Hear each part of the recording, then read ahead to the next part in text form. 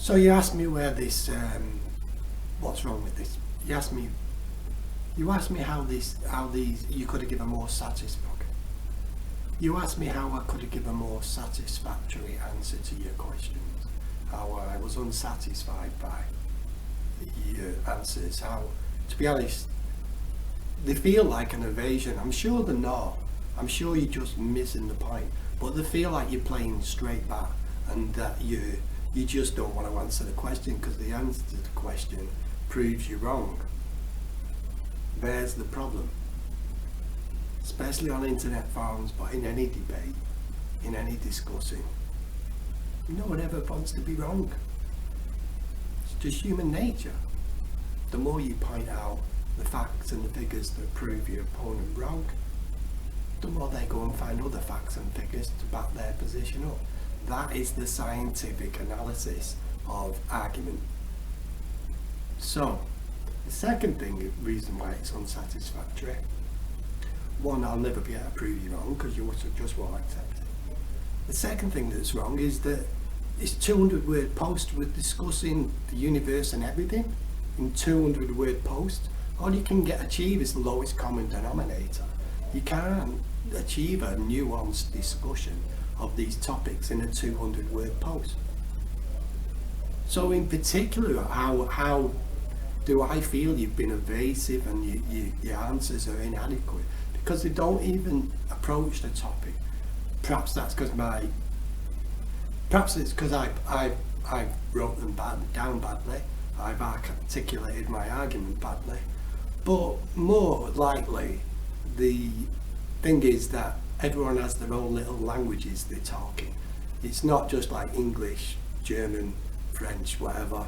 Geeks have their own language. Historical geeks have their language. Railway geeks have their language. We all have our own little languages, and we all use words in different ways. So you say entrepreneur, I'm not even quite sure what you mean by that, but that's my point. Is language is difficult to process, especially the written format, because everything you read, you read with your glasses on, your glasses of your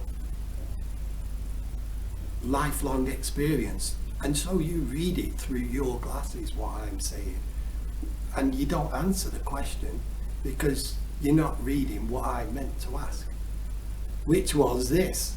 All the way through this thread, 10 pages, 12, 13, 14 pages now of this, I made one single argument.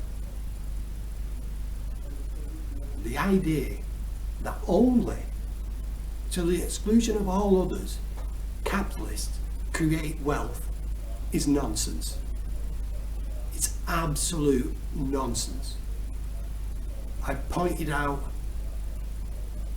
billions of people from the ancient history to the present day who have created wealth without an entrepreneur being in sight. No entrepreneur.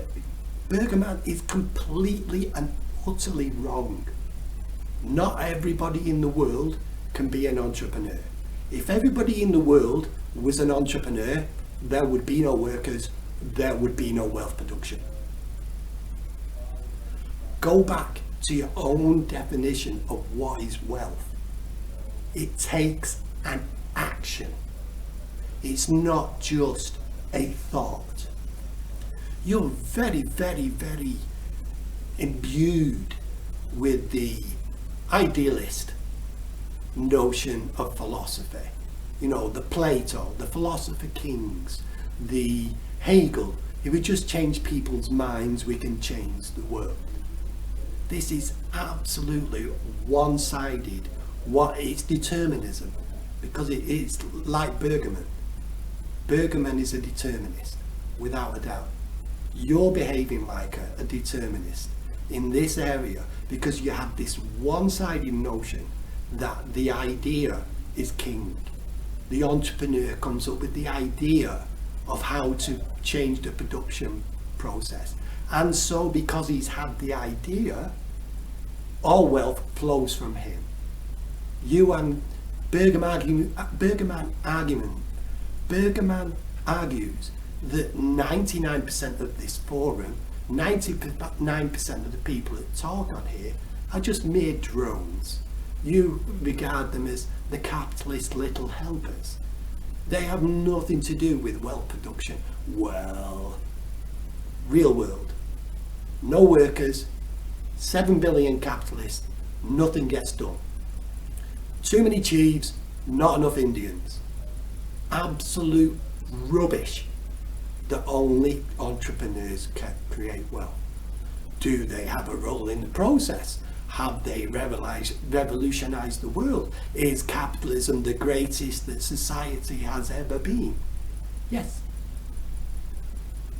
But that doesn't exclude the other 99% from their involvement in the production of wealth.